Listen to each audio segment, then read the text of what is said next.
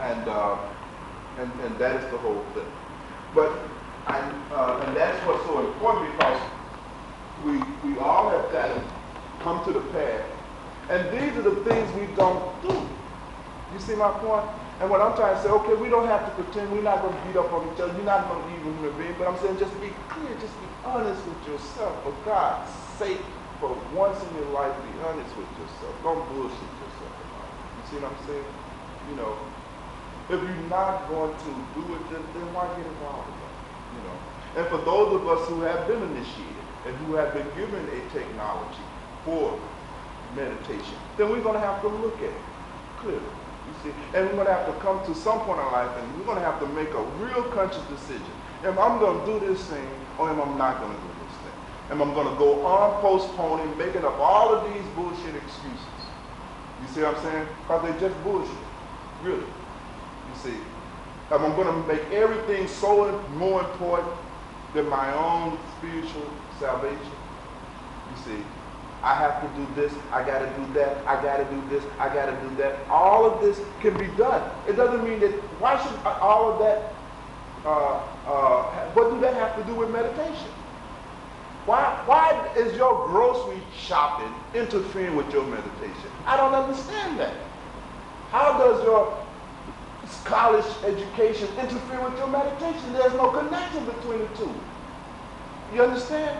Why? How is your job? You're only there 8 hours. How is that interfering? You see my point? Yeah, I think I can explain how it's interfering. Yes, that's right. So I would say that it's interfering because without the meditation, it's a continuation of the confusion.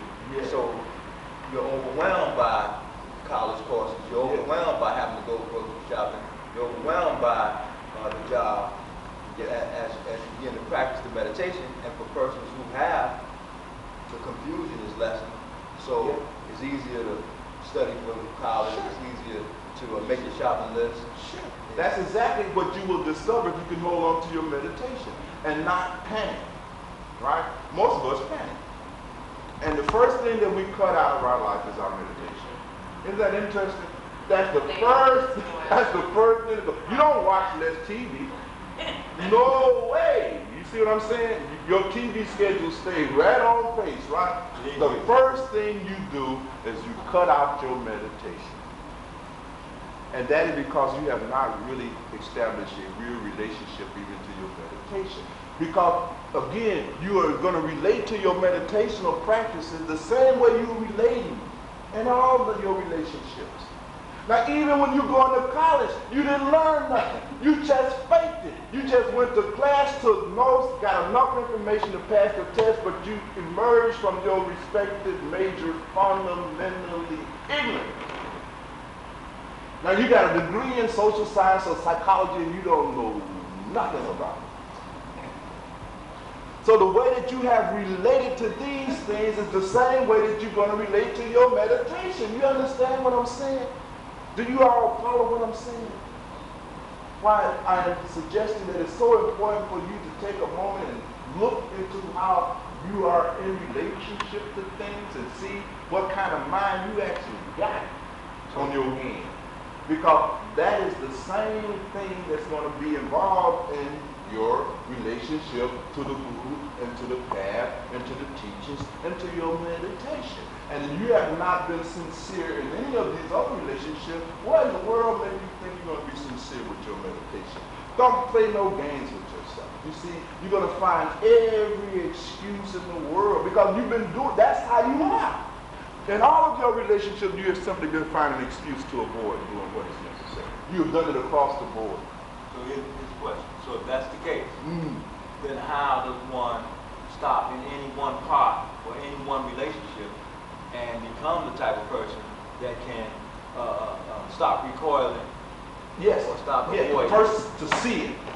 Just in that seeing it, the desire to become free of it. In fact, that's the beauty. When you really see clearly for the first time, really the nature of your own mind, it motivates you. That's what makes you a good disciple. That kind of, when a person's got a glimpse of his mind, and now when they come to the master, now they ain't playing no game. You understand? They see, I'm in bad shape. You understand? I'm messed up. You see what I'm saying? But it's a real sin. It ain't no false humility. You understand? They're not doing one of those humble acts. It had nothing to do with that. They really seeing, I'm in bad shape. Now, I'm seriously hurt. It's like when you go to a doctor. You see what I'm saying? If you're really, really sick, you ain't playing. You answering every question the doctor asks you. You ain't worried about his feet. You ain't worried about nothing, right? Because you're in some tremendous pain. Well, when you have looked into your relationships and you have really seen how your mind is, then and see how that has all contributed to your suffering and your misery. You know, it's going to take a little seeing, but that's all right. You can see because you have eyes. That's the beauty. God has endowed each of us with intelligence. I advocate, let's use our intelligence. Ain't nothing going to replace our intelligence, folks. All I'm calling for is let's put our intelligence to use. Let's turn it on ourselves. Is that so radical? So what do you do, Bhagwan, when you know what your situation is? When you don't have, it doesn't take the guru to tell you. When you have that much insight, right? Yeah. Then you come, you get initiation, and you work hard on that day and night. That's what you do. You get initiation, and you get your, and you work very, very hard. Very, very hard. That's what you will do. That's exactly what you do. You see? And it's a whole different quality. It's a whole different quality. It's a whole different quality. Right? Because now you're on purpose now. You're very, very focused. You know, there's no planning. You see what I'm saying? You're very much centered. You know what your problem is. You see? And you're working on yourself. We call that working on yourself sadhana. Now you're into your sadhana. Now does that mean that overnight you change? No. You see? Because it may take a lot of work. We're pretty messed up. Right? But we do not get discouraged. We do not give up. We bang away. We bang away. We bang away. Because we know we don't have no option. Don't get enough. Because we messed up. I've had enough of that. You see, I've looked and seen that I had enough of this avoidance of relationship. I've had enough of this nonsense. You know, I've had enough. I'm ready to change. I'm ready to go through a revolution. You know, I'm in rebellion. I'm ready to transcend this whole nonsense. Right? I'm trying to get straight. And that's what the guru does. The guru function is to straighten us out. Straighten you out. But we know that unless you are cooperating in this straightening out process, nothing can happen, right? You must be cooperative, right? As any kind of straightening out is going to be painful, isn't it? I mean, it's going to be painful by definition. But the guru is trying to straighten you out. And now when we go to a doctor, right, and we all mangle and injure, it's not that the things the doctor do to help us doesn't hurt us. Hell, that stuff hurts, right? But the doctor say, now this, I'm going to give you a shot, this is going to hurt. I don't say don't give me the shot. I said thank you for warning me that it's going to hurt, and I grab on it, right? Sometimes doctors say bite down, you know, bite down. I got to do this to you, you know. It's like that, you see. But we realize that I have got to straighten myself out. I got to get straight. And you want to deal with someone that is, and essentially all the guru is someone that's going to help you really get straight. And the emphasis is help you. Not going to straighten you out without you doing anything. They don't work like that. No Messiah. No Messiah. Right? You have to do all the work. All of it. You see? The guru is just your hired hand. Going to be right there. Right? I'm going to tell you the truth. And that's refreshing. Because most people don't tell you no truth at all. Most of the people you're in relationship with are not telling you the truth, nor are you telling them the truth. That's the kind of relationship y'all got. You understand? No truth. Nobody tell each other the truth. Just all bullshit. You see what I'm saying? It's all bullshit. Right? Then with the guru, you're going to get a relationship that this is the truth. Right? Don't take it personal. Right? And it's good to have somebody that will tell us the truth, right? That we don't have to take it personally. That's what friendship is about. Have you noticed that people that tell you the truth, that know you a little bit, these people become your friends, though. And friends argue and fight, I mean, but they don't ever lose that thing, right? Same thing. But we all need somebody that has enough concern about us to tell us the truth, to be in a real relationship with us, right? Other people are not going to tell you the truth because that may involve interfere with them, their ability to exploit you. Because remember, just as they are gratification for you, you are gratification for them. You understand? Why should it be any different? You know, you're insincere on your side, and they are also insincere on their side. That's how it is. It is nothing going on but deceit and deception. That's almost unempire. That's how it is. So we voluntarily and consciously enter into this process of being straightened out.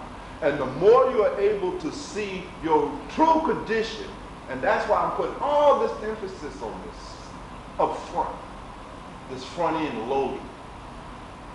Because the extent to which you are able to see the reality of the real state of your mind, to that same extent you will be committed and devoted to your spiritual practice.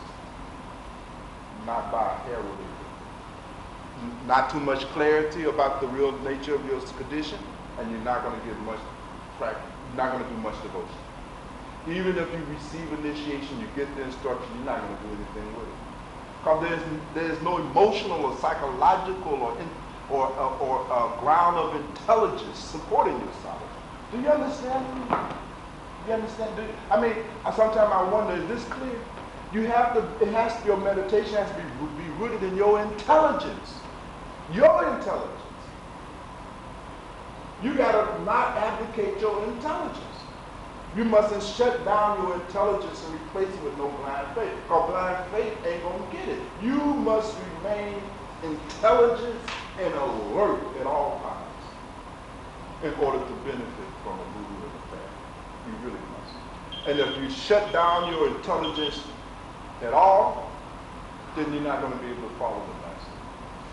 There will be no foundation for following the master. Because you've shut down your intelligence. And remember, I say intelligence arises when you look and get a glimpse of the reflection of the state of your mind and your relationships. That's what I'm calling intelligence. I'm not talking about what you read in books. That's secondary. I'm talking about get some direct intelligence about who you are. It is such a profound thing that even if you spent 10, 15 years collecting this insight, it's not time. It really is.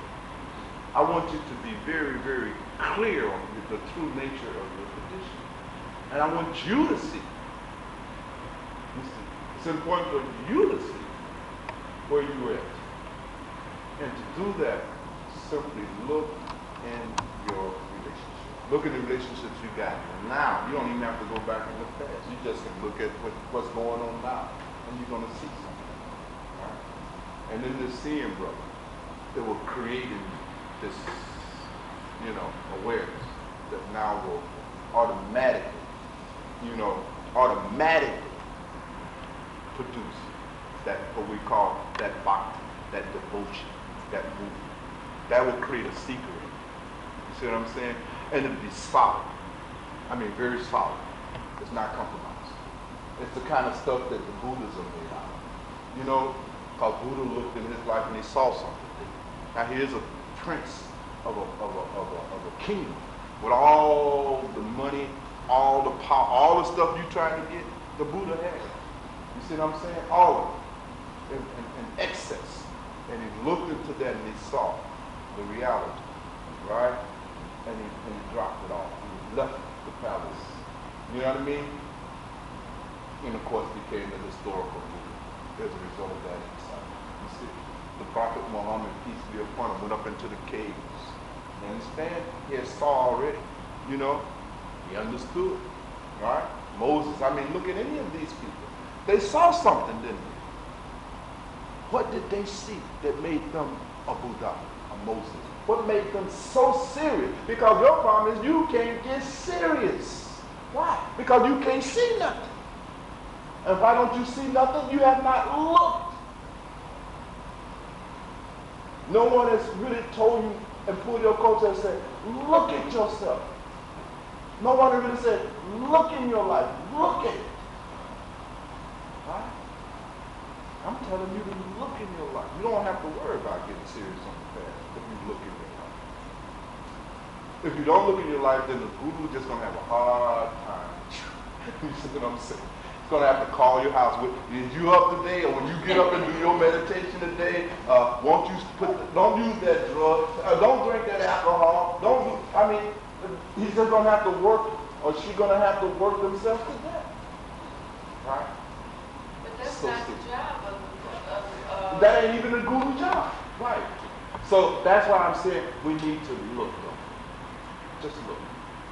Now when we come back, we can talk more. You see, let's take a little break, you see, and we'll come back, let's say in 10 minutes. We won't waste much time.